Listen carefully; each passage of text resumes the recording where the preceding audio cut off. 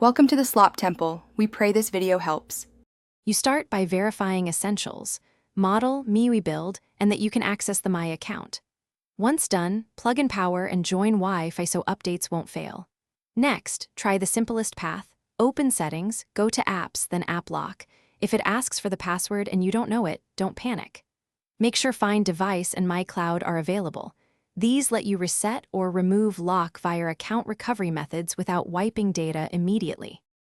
If the app lock prompt blocks you, use the My Account route. Select Forgot Password and follow email or SMS verification. This resets app lock tied to that account. Once recovered, open App Lock and remove the app. If that fails, boot to safe mode to disable third-party locks or use ADB to uninstall App Lock package. Note: USB debugging must be on.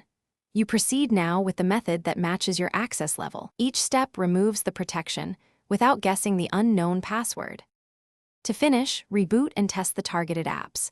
Make sure you reconfigure a secure unlock method so access remains protected. If account or ADB methods failed, use My Cloud's remote unlock, or as last resort, perform a factory reset. Remember to back up important data first.